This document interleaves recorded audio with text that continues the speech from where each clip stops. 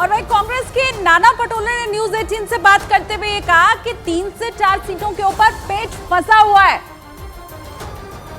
सवाल ये लगातार ये हो रहा है कि संजय राउत ने कहा था कि आज डिक्लेयर हो जाएगा महाविकास अघाड़ी के सीट शेयरिंग का फॉर्मूला, लेकिन अभी भी कहीं ना कहीं डिस्कशन जो है वो जारी है। इसको लेकर क्या कहें? तो ये चलते रहेगा, 4-5 सीटों पे है, वो चलते रहेगा और चुनाव प्रक्रिया तक ये चलते रहेगा। तो कब तक डिक्लेयर होगा सर? बिल्कुल जल्दी होगा, आप चिंता ना करें। और चलिए अब आपको एक बार ये भी बता देते हैं कि महाराष्ट्र के दोनों ही गठबंधन में कौन कौन सी पार्टियां हैं। देखिए, महायुति की बात सबसे पहले कर लेते हैं। बीजेपी इसमें है, शिंदे की शिवसेना इसमें है, अजीत पवार की एनसीपी शामिल है, रामदास आठवले की आरपीआई ए है और अब राज ठाकरे की एमएनएस भी इस गठबंधन में शामिल हो सकती है। राज ठाकरे दिल्ली में कल देर रात पहुंचे हैं। उधर महाविकास अघाड़ी में कांग्रेस है, शिवसेना उद्धव ठाकरे गुट है, एनसीपी शरद पवार गुट है और इसके साथ वंचित बहुजन अघाड़ी फिलहाल इसमें शामिल है। लेकिन यही कहा जा रहा है कि वंचित बहुजन अघाड़ी जितनी सीट मांग रही है, 8 से 10 सीट अगर नहीं मिली तो फिर वो अलग हो सकती है। और वहीं सूत्रों के मुताबिक 18 लोकसभा सीटों पर उद्धव ठाकरे की शिवसेना ने उम्मीदवारों के नाम तय कर लिए हैं। हमारे पास वो नाम भी है, आपको एक एक करके बताते हैं कि सीट से कौन सा उम्मीदवार। विनोद घोसालकर मुंबई उत्तर से, अरविंद सावंत मुंबई दक्षिण से, संजय दिना पाटिल मुंबई उत्तर पूर्व से, अनिल देसाई मुंबई दक्षिण मध्य से, चंद्रकांत खैरे छत्रपति संभाजी नगर से, नरेंद्र खेटकर बुल्ढाना से, संजय देशमुख यवतमाल वाशिम से, ओम राजे निम्बालकर उस्मानाबाद से, बंडू जाधव परभची से, भाव वाघचौरे शिरडी से, विजय करंजकर नासिक से, राजन बिचारे ठाणे से, अनंत गिते रायगढ़ से, नागेश अष्टिकर हिंगोली से, उधर विनायक राउत रत्नागिरी सिंधुदुर्ग से, चंद्रहार पाटिल सांगली से, इसके अलावा संजोग वाघेरे मावल से और अमोल कीर्तिकर मुंबई उत्तर पश्चिम से चुनाव लड़ेंगे। फाइनल सूची है, ऐलान इसका भले नहीं हुआ है, न्यूज 18 इंडिया के पास ये लिस्ट आ चुकी है और इसी 18 सीटों पर उद्धव ठाकरे के ये उम्मीदवार चुनाव लड़ने वाले हैं। और जबकि सूत्रों के मुताबिक 3 लोकसभा सीट ऐसी भी हैं जिन पर अभी तक नामों को लेकर पेच फंसा हुआ है। उद्धव अपने उम्मीदवार तय यहाँ पर नहीं कर पाए। अब उन सीटों के बारे में भी आप जान लीजिए। कल्याण, पालघर और जालना, इन 3 सीटों के ऊपर पेच फंसा है। उद्धव ठाकरे अभी तक इन सीटों पर कौन सा उम्मीदवार चुनाव लड़ेगा वो नाम का ऐलान नहीं कर पा रहे हैं।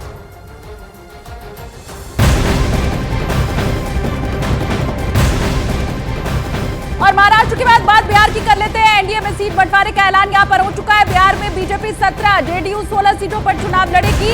उधर एलजेपी रामविलास को 5 सीटों पर मिला है टिकट। जीतन राम मांझी के हम को और उपेंद्र कुशवाहा के आरएलएसपी को एक-एक सीट मिल चुकी है। पशुपति पारस को यहां पर नाराजगी उनकी दिखाई दे रही है क्योंकि उनके हाथ कुछ भी नहीं लगा है, एक भी लोकसभा सीट उन्हें दी नहीं गई है और इसीलिए कहा जा रहा है कि एनडीए से इस्तीफा भी दे सकते हैं। पशुपति पारस अलग हो चुके हैं, लेकिन बिहार में एनडीए का सीट शेयरिंग का फॉर्मूला आप सबके सामने आ चुका है। 17 सीट पर बीजेपी, जेडीयू के खाते में 16 सीट गई है।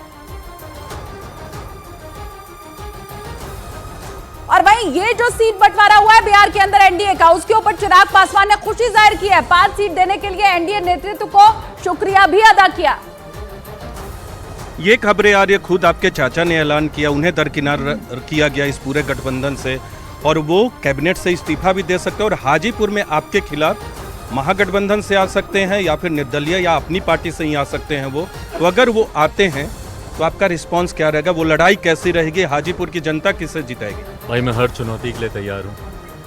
मैं ना कभी किसी चुनौती से डरा ना घबराया। पिछले 3 साल से मैं चुनौतियों का ही सामना कर रहा हूँ, एक के बाद एक।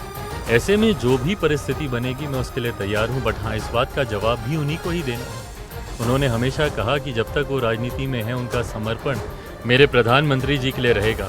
ऐसे में उन्हीं प्रधानमंत्री के उस लक्ष्य 400 सीटों के उस लक्ष्य को पूरा करने की राह में वो रोड़ा बनेंगे, इस बात का जवाब उन्हीं को ही देना।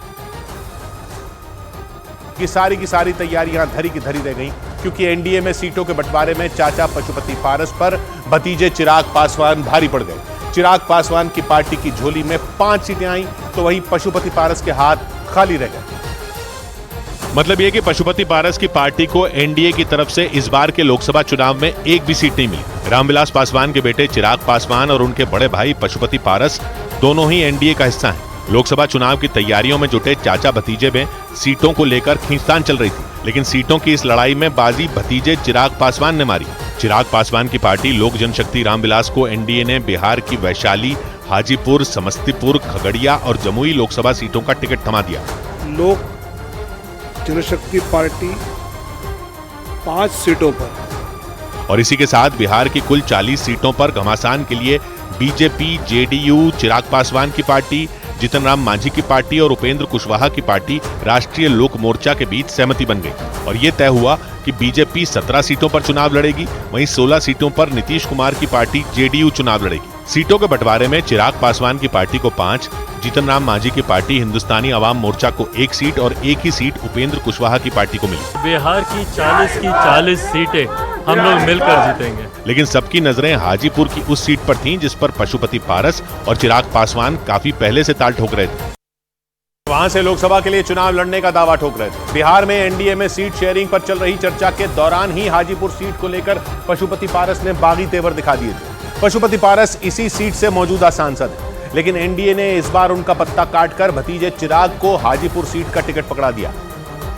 यानी टिकट की लड़ाई में भतीजे ने चाचा के सभी दांव को फेल कर दिया और हाजीपुर सीट अपने पाले में कर ली। पशुपति पारस ने कुछ दिन पहले तल्ख तेवर दिखाए थे और 2 टूक बोल दिया था कि वो हाजीपुर सीट नहीं छोड़ेंगे। पशुपति पारस 2019 में बिहार की हाजीपुर सीट से लोकसभा चुनाव जीते थे। वो बिहार की अलौली विधानसभा से 5 बार विधायक रह चुके हैं और 3 बार बिहार सरकार में मंत्री भी थे। 2019 में पशुपति पारस ने हाजीपुर लोकसभा सीट पर बड़े अंतर से जीत हासिल की थी। लेकिन रामविलास पासवान के निधन के बाद चिराग पासवान ने भी हाजीपुर से चुनाव लड़ने की इच्छा जाहिर कर दी थी और कहा जाता है कि वहीं से दोनों परिवारों में तकरार ज्यादा बढ़ गई थी। गंडक नदी के किनारे बसा हाजीपुर बिहार के वैशाली जिले का हिस्सा है। वैशाली 1972 में मुजफ्फरपुर से अलग होकर एक नया जिला बना और हाजीपुर को वैशाली का मुख्यालय बनाया गया और 1977 के बाद हाजीपुर रामविलास पासवान का गढ़ बन गया।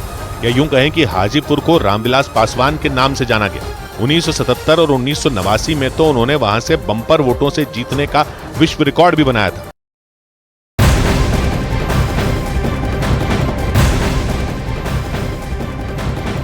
और वहीं बिहार में एक भी सीट नहीं मिलने पर नाराज पशुपति पारस केंद्रीय मंत्रिमंडल से इस्तीफा दे सकते हैं। आज सुबह 11 बजे दिल्ली में अपने आवास पर प्रेस कॉन्फ्रेंस करेंगे पशुपति पारस। बड़ी खबर यही है कि ये जो पीसी होने वाली है, बस इसी प्रेस कॉन्फ्रेंस में इस्तीफे का ऐलान भी वो कर सकते हैं।